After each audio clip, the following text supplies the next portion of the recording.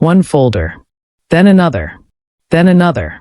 The smile gradually disappeared from his face. He spent nearly 20 minutes reading in complete silence. Finally, he leaned back. This is extensive. I organized everything last night. I can see that. He removed his glasses. Tell me why. I stared at the documents. My stepfather pushed me onto the floor during Christmas dinner. His eyebrows lifted. In front of everyone. He remained silent. He told me the chair belonged to his real daughter. Mr. Martin folded his hands together. I'm very sorry. I didn't come here because of the shove. No. I shook my head. I came because I think my mother has spent years believing a story that isn't true. He nodded slowly. Explain. I pointed towards several highlighted pages. Every major repair. Every loan. Every insurance payment. Every tax record.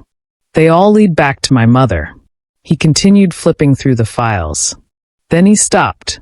This mortgage refinance. He looked closer. Your mother is the primary borrower. Yes. And Richard, he's listed as a secondary signer. Another page. The heating system. My mother's credit. Another. The roof. My mother's loan. Another. The kitchen remodel. My mother's savings. Mr. Martin became unusually quiet. Finally, he looked directly at me. Does your mother know this? I don't think she does. How is that possible? She trusted him. He sighed. Trust has hidden more financial disasters than greed ever has. He reached for a yellow legal pad. What exactly are you hoping happens?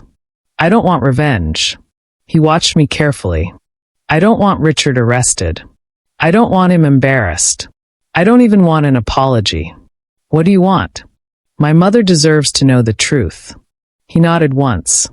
That's a reasonable request. He looked through another folder, then suddenly stopped. His expression changed. He reached into the side pocket of the briefcase. These certified envelopes. I found them last night. They're unopened. I noticed. He carefully examined the postmarks. They were mailed 7 months ago. He slid a letter opener across the desk. They belong to your mother. I know. But if she authorizes it during a meeting. He nodded. Then we'll open them together. My stomach tightened. Something about those envelopes bothered me. They felt important. Mr. Martin closed the briefcase. I'd like to invite your mother here. Without Richard. I don't think she'll come. He smiled knowingly. Leave that to me. He picked up his phone. I'll simply tell her there are estate documents from her late mother's file that require clarification. That's not a lie. No. It's also the only way Richard won't insist on coming. I watched him make the call. My mother answered almost immediately. Even from across the desk, I could hear the exhaustion in her voice. Mr. Martin spoke calmly. Mrs. Collins, I need about 30 minutes of your time today. A pause. Yes. It's regarding some financial records. Another pause. I'd prefer if you came alone. Silence. Then. I understand. He smiled politely. 2 o'clock would be perfect. The call ended. She'll be here. Relief washed over me. For the first time since Christmas dinner. I felt hopeful. Mr. Martin stood. I have one piece of advice. I looked up. When people spend years controlling a narrative, they rarely surrender it quietly. You need to prepare yourself. For what? For the possibility that Richard already knows you're doing this. As if the universe wanted to prove his point. My phone buzzed. Unknown number. I ignored it. It rang again. Then again. Finally, a voicemail notification appeared. I pressed play. Richard's voice filled the office. Calm. Measured. Dangerously calm. Leora, I don't know what game you're playing, but if you're trying to turn your mother against me, you'll regret it. The message ended. Neither of us spoke for several seconds. Mr. Martin slowly leaned back in his chair. He knows. I think so. No. He shook his head. I know so. Another vibration interrupted us. This time, it wasn't Richard. It was Brianna. Her text contained only 7 words. He's tearing the house apart looking for something. I frowned. Looking for what? Before I could answer, another message appeared. The file boxes are gone. He knows you took them. My heartbeat quickened. Richard wasn't afraid of me anymore. He was afraid of what I had found. And for the first time in 13 years, the man who controlled everyone else was the one beginning to lose control. At exactly 2 o'clock that afternoon, my mother's car pulled into the parking lot. She had no idea that by sunset, everything she believed about her husband would begin to unravel.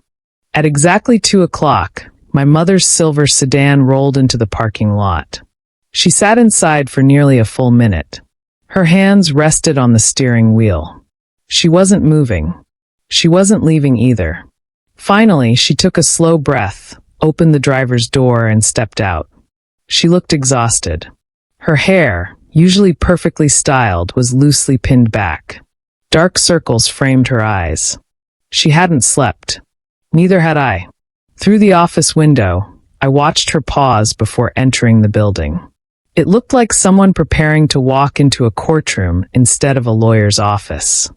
Mr. Martin stood. Ready? I nodded. As ready as I'll ever be. A gentle knock sounded against the office door. Come in. Mom stepped inside cautiously.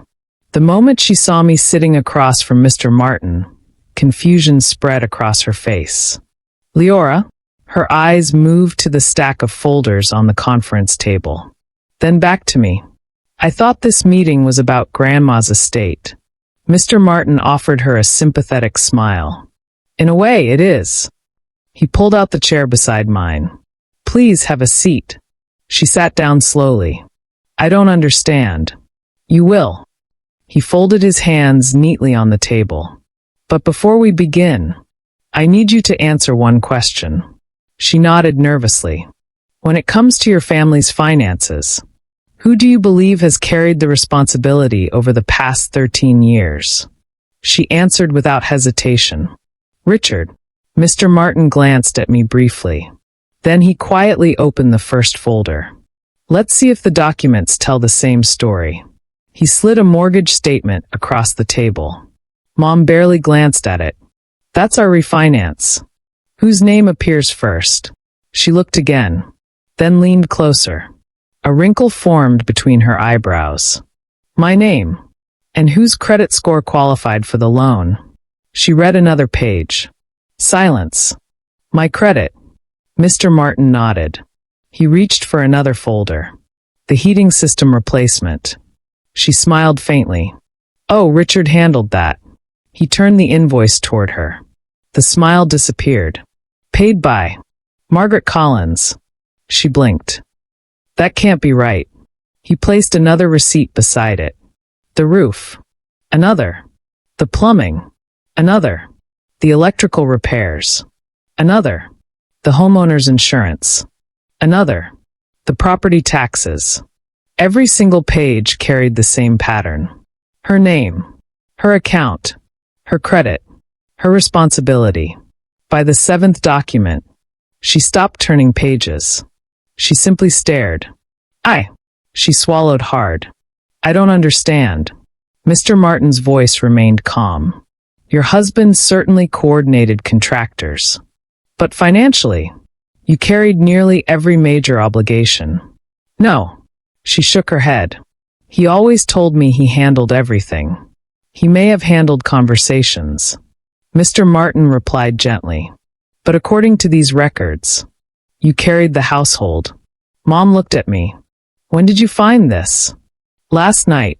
You went through our paperwork? I organized it, like I've done every year. Recognition slowly spread across her face. For years, she had handed me unopened mail, insurance forms, repair receipts, tax documents. I filed everything. She never asked questions. Because she trusted Richard. She covered her mouth with one trembling hand. Oh my God! Mr. Martin quietly reached for the 3 certified envelopes. I believe these belong to you. She frowned. I've never seen those. They were delivered 7 months ago. I would have remembered. He looked at her carefully. Would you like to open them? Her hands trembled as she accepted the first envelope. The room became completely silent. The paper ripped slowly beneath her fingers. She unfolded the letter. Her eyes moved across the page, then stopped. Color drained from her face. What is it? She didn't answer. Instead, she handed the letter to Mr. Martin. He read it silently. His jaw tightened. He handed it to me.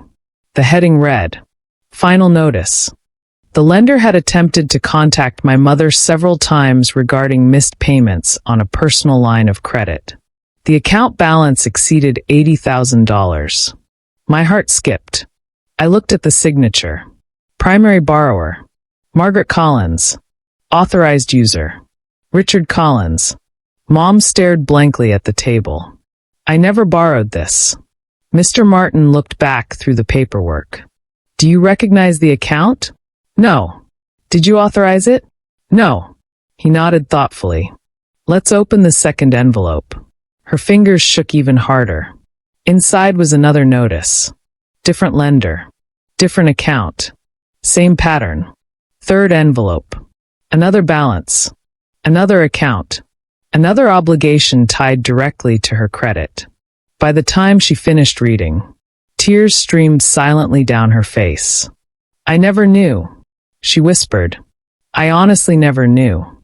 For several long moments, no one spoke. The office seemed impossibly quiet. Even the ticking clock on the wall sounded louder. Finally, she looked at me. When he pushed you last night, I remained silent. I thought, her voice cracked. I thought you two were arguing over a chair. I shook my head slowly. It was never about the chair. She closed her eyes. It was about control. I nodded. For 13 years. Fresh tears rolled down her cheeks. I kept asking you not to make a scene. You did. I thought I was protecting the family. You were protecting the illusion. She began crying openly. I failed you. Those 2 words hit me harder than Richard's shove. For years, all I'd wanted was for her to see me. Really see me. Not the difficult daughter Richard described. Not the emotional girl who overreacted. Me. She reached across the table. Tentatively. Almost afraid I might pull away. Instead, I took her hand. It was cold. Shaking. I'm so sorry, she whispered. I should have believed you. I squeezed her hand gently. It's not too late. Mr. Martin quietly stood. I'll give you both a few minutes. As he reached the door, his phone rang. He glanced at the screen, then frowned. It's Richard. Mom froze. Mr. Martin looked at her. Would you like me to answer? She hesitated, then slowly nodded. He placed the call on speaker. Richard's voice filled the conference room. I know my wife is there. No greeting. No concern. Only control. Put her on the phone. Mr. Martin answered calmly. She's in a meeting. You have no right to interfere with my family. I represent Mrs. Collins. You represent a liar. Richard snapped. Leora stole private documents from my house. I finally spoke. They weren't your documents. Silence. Then. So you're there. His voice turned icy. You've always wanted to destroy this family. No. I replied quietly. I wanted to belong to it. Another silence. Longer this time. Then Richard laughed. The same cold laugh from Christmas dinner. You think she's leaving me? He sounded almost amused. She'll come home. She always does. Before anyone else could speak, my mother leaned toward the phone.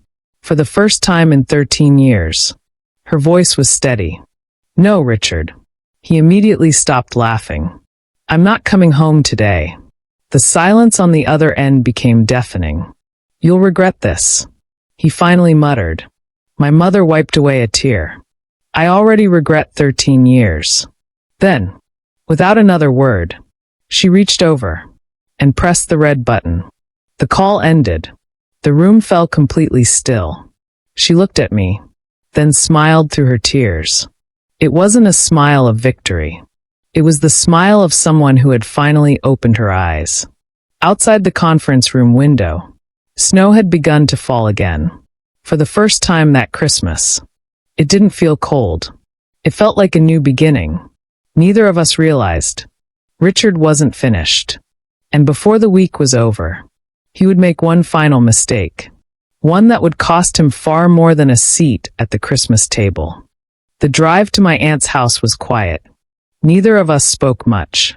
Mom sat in the passenger seat staring out the window, her wedding ring turning slowly between her fingers. Every few minutes she would stop twisting it, only to begin again as though her hands couldn't decide whether to hold on or let go. "I don't think I can wear this anymore," she whispered. I glanced at her. "You don't have to decide everything today." She nodded. "I've already decided the most important thing." I waited. "I'm done protecting a man who never protected either of us." Those words settled over the car like sunlight after a storm. 3 days later, Mom asked me to come with her one last time. Not to reconcile. To collect her things. Richard was waiting when we arrived. His arms were folded across his chest, his expression calm enough to fool a stranger. "I knew you'd come back." Mom looked at him quietly. "I'm only here for my belongings." His smile disappeared. "So that's it? After 13 years? "No," she answered. "After 13 years. I finally understand them." He laughed bitterly. "She's poisoned you against me." "No," Mom replied. "You spent 13 years doing that yourself." He looked at me. "This is what you wanted." I met his eyes without flinching. "No. I wanted a family." His jaw tightened. "You've always been dramatic." Before I could answer, Mom stepped between us. "No, Richard. For years, every time she cried, I told her not to make a scene. Every time you embarrassed her, I asked her to stay quiet. I called it keeping the peace." Her voice cracked. "But all I was really doing was teaching my daughter that her pain mattered less than your comfort." Richard's face hardened. "So you're choosing her over your husband?" She looked at him for a long moment. "I'm choosing the truth." We spent less than an hour packing. Clothes, family photographs, books, a few boxes from the attic. When Mom reached the fireplace, she picked up a framed Christmas picture from 6 years earlier. Richard stood in the middle. Brianna beside him. Mom beside Brianna. I wasn't in the photograph. She stared at it for several seconds before quietly placing it back on the mantel. I never even noticed. Her voice barely rose above a whisper. "I never noticed you weren't in it." I smiled sadly. "I noticed." Tears filled her eyes again. "I'm so sorry." This time, I believed her. Word traveled through the family faster than either of us expected. Some relatives called to apologize for staying silent at Christmas dinner. Others admitted they had always felt something was wrong, but never wanted to interfere. Even Brianna reached out. She asked if we could meet. I wasn't sure, but I went. She sat across from me in a quiet cafe, looking nothing like the confident woman I'd known growing up. "I owe you an apology." I stayed silent. "I always thought Dad treated me differently because I was his daughter." She lowered her eyes. "I never realized he had to make you feel small in order to make me feel special." I could hear the guilt in her voice. I should have spoken up. "You were a child," I answered. "So were you." Neither of us spoke for a while. Then she surprised me. "I've moved out." I looked up. "I love my father," she said softly. "But I can't pretend I didn't see what happened anymore." For the first time, neither of us felt like rivals. We were simply two women learning the truth about the same man. Spring arrived a few months later. Mom rented a small townhouse only 15 minutes from mine.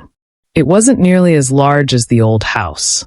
There were no marble countertops, no grand staircase. No formal dining room. Just peace. One Saturday afternoon, we assembled a second-hand dining table we'd found at a thrift store. It wobbled slightly. One leg was shorter than the others. We laughed harder trying to fix it than we had laughed together in years. When we finally finished, Mom disappeared into the kitchen. She returned carrying 2 bowls of homemade soup. Then she did something so simple, yet so profound. She pulled out one of the chairs, looked directly at me, and smiled. "This seat has always been yours." My throat tightened. I sat down. Not because someone allowed me to. Not because I had earned it. Because I belonged there. We ate slowly, talking about everything except Richard. The silence between us no longer felt heavy. It felt safe. As dinner ended, Mom reached across the table and squeezed my hand. "Thank you." "For what?" "For refusing to stay silent." I smiled through tears. I wasn't trying to change him. "I know. You helped change me." Outside, the evening sun poured through the dining room window, covering the little table in warm golden light. I realized something then. Richard had pushed me out of a chair on Christmas Day because he believed power came from deciding who deserved a seat at the table. He was wrong. Real family isn't built by blood. It isn't built by control. And it certainly isn't built by fear. It's built by the people who stand beside you when you fall, and who never make you question whether you belong. The greatest gift I received that Christmas wasn't revenge. It wasn't justice. It wasn't watching Richard lose control. It was watching my mother finally find the courage to choose the truth. And in doing so, she finally chose me.